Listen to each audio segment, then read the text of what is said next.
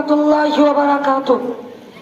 نحمده ونصلي على رسوله الكريم اما بعد صدر محترم حضرات مہمانان عظام اور معزز سامعین کرام السلام علیکم ورحمۃ اللہ وبرکاتہ محترم حضرات آج 15 اگست یوم آزادی اور جشن آزادی کے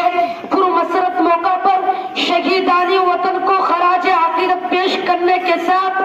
آپ تمام حضرات کو اور تمام برادران وطن کو آزادی کی دلی مبارکبادی پیش کرتے گئے سامعین ذی وقار انسان کی زندگی میں بلکہ قوموں اور ملتوں کی زندگی میں بعض ایام اس قدر عظمت و اہمیت کے حامل ہوتے ہیں کہ ان کا تذکرہ دلوں کو ایمانی اور قومی جوش و خروش سے بھر دیتے ہیں ہندوستان کی تاریخ میں 15 اگست بھی اسی قدر و منزلت کا حامل ہے 15 اگست محض ایک دن کی نہیں بلکہ ملک کی آزادی کے لیے اپنی جان قربان کرنے والے مجاہدین آزادی کی قربانیوں کا ایک پیغام ہے وطن کی خاک سے مر کر بھی ہم کو انس باقی ہے وطن کی خاک سے مر کر بھی ہم کو انس باقی ہے مزہ دامن مادر کا ہے اس مٹی کے دامن میں حضرات تاریخ کا مطالعہ کرنے سے پتہ چلتا ہے کہ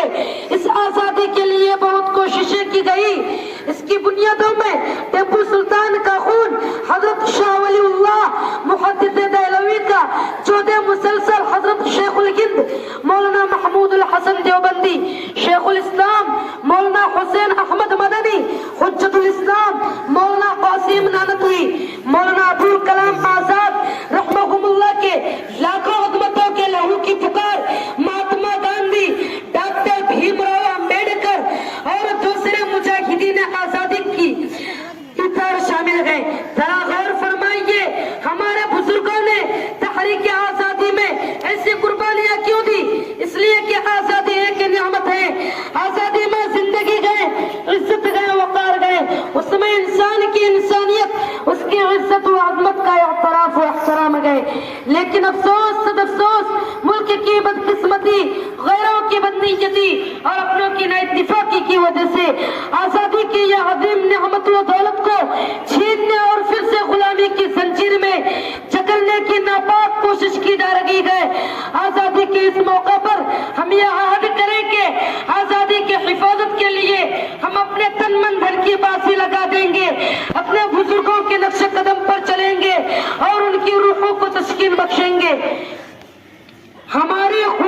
ہماری خاک سے بھی خوشبو وطن کی آئے گی ہماری خاک سے بھی خوشبو وطن کی آئے گی ہمارا خون اس مٹی کے رنگ میں شامل ہے